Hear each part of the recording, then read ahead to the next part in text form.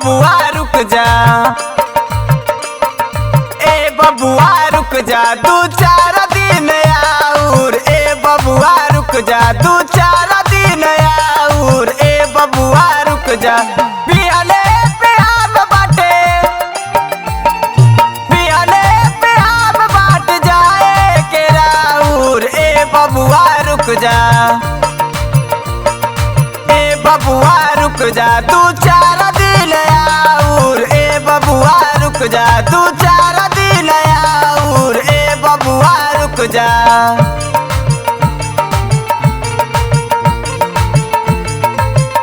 जय हो जय हो।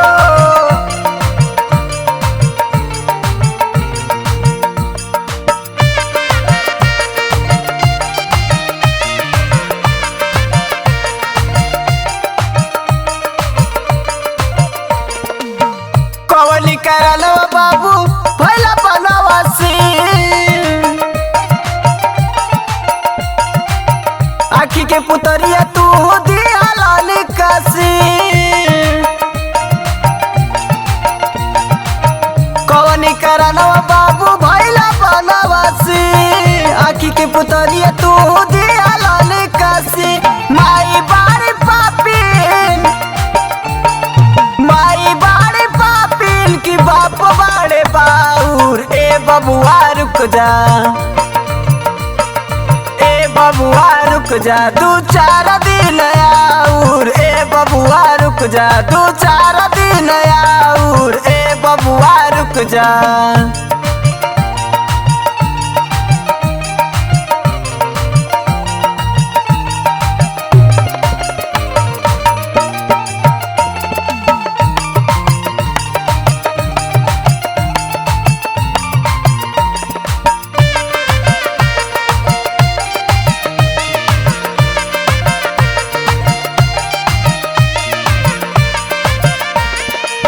संगवा में बाड़ी तोरा सिया सुकुमारी, हटेला करे दवा सुराती अलिहारी। संगवा में बाड़ी तोरा सिया सुकुमारी, हटेला करे दवा सुराती अलिहारी। कौन सा सुनाई डलली हो, सुनाई डलली खोइछा में चाउर ए बबुआ रुक जा,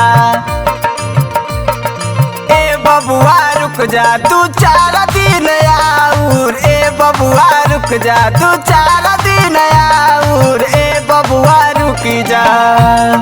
बिहले पियाम बाट जाए के राउर ए बबुआ रुक जा, 2-4 दिन और ए बबुआ रुक जा, 2-4 दिन और ए बबुआ रुक जा।